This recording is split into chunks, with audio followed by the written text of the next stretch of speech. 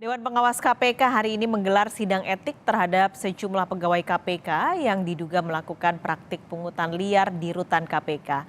Anggota Dewas KPK, Samsudin Haris menyebut sidang etik digelar per berkas perkara yang bisa mencakup 15 orang.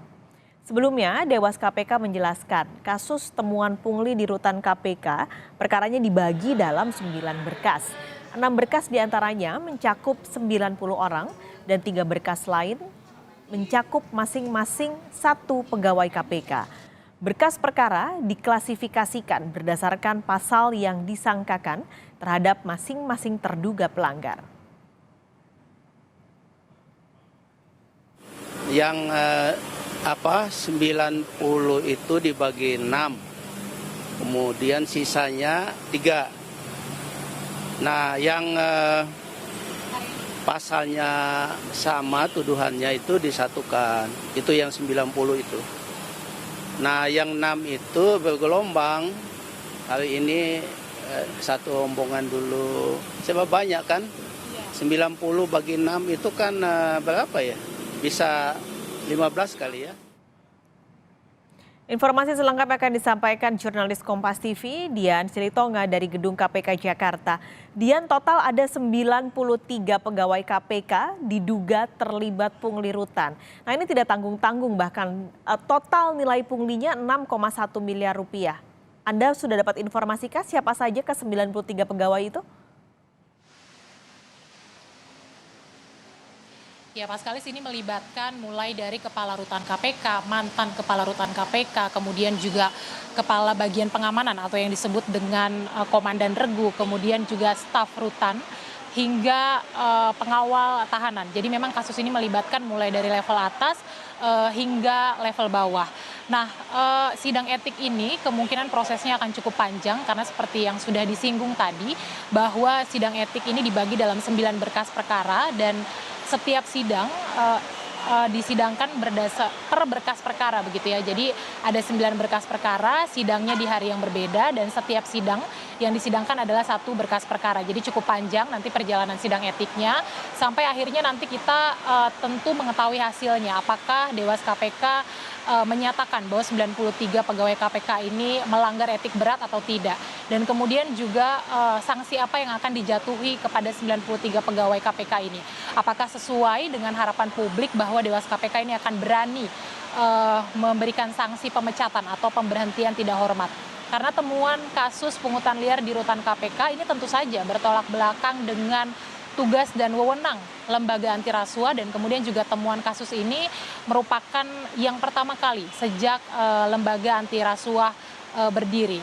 Nah, kemudian kita juga akan pantau bersama, Pak Skalis, dari berkas perkara mana atau pegawai yang mana yang kemudian nanti akan dikategorikan sampai di ranah pelanggaran tindak pidana. Karena dalam temuan kasus ini tidak hanya bicara soal pelanggaran etik saja, tetapi juga ada unsur tindak pidananya di sana. Kita tahu pungutan liar ini juga berkaitan erat dengan tindak pidana suap dan gratifikasi, bahkan ada indikasi pemerasan. Jadi kita pantau bersama karena informasinya ya tadi bahwa petinggi-petinggi yang terlibat dalam kasus inilah yang kemudian terindikasi terjerat dalam tindak pidana. Jadi kita pantau bersama nanti seperti apa, baik itu proses etiknya maupun juga proses hukumnya. Pak Skalis. Ini yang melakukan adalah 93 pegawai diduga melakukan pungutan liar di rutan KPK. Modusnya seperti apa, Dian? Ya, utamanya ini adalah soal pemberian layanan ekstra atau fasilitas mewah, Pak Skalis. Yang paling umum adalah layanan penggunaan telepon genggam. Bahkan untuk mengisi daya baterai ponsel pun ini ada tarif atau biaya pungutannya begitu. Setidaknya itu tadi yang disampaikan oleh anggota Dewas KPK Samsudin Haris. Kita akan dengarkan dulu pernyataannya berikut ini.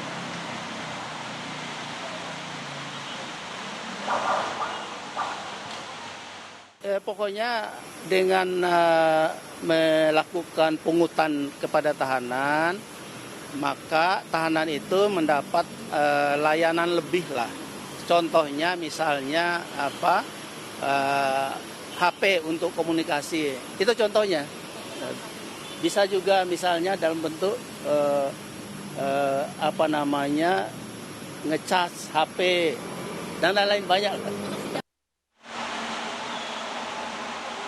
Temuan pungutan liar di rutan KPK ini menandakan lemahnya pengawasan internal KPK, Paskalis. Apalagi Wakil Ketua KPK Nurul Gufron juga sempat menyampaikan bahwa temuan pungli ini temuannya terjadi sejak 2018.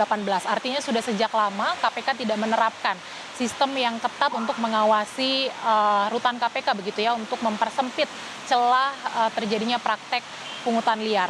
Kemudian juga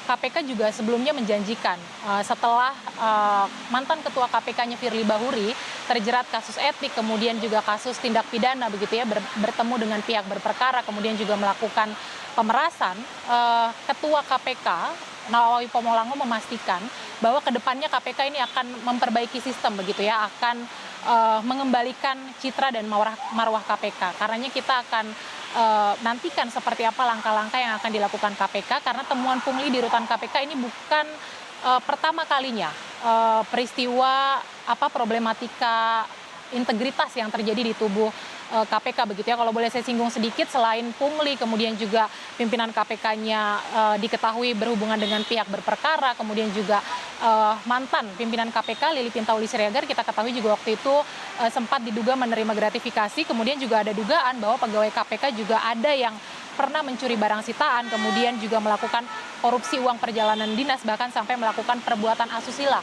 terhadap istri tahanan. Jadi kita cermati bersama ke depan apakah KPK nantinya mampu mengembalikan marwah KPK yang sebelumnya pernah menjadi atau menempati posisi 3 teratas sebagai lembaga hukum yang dipercaya oleh publik. Paskalis. Dian Silitonga, terima kasih untuk laporan Anda langsung dari Gedung KPK Jakarta.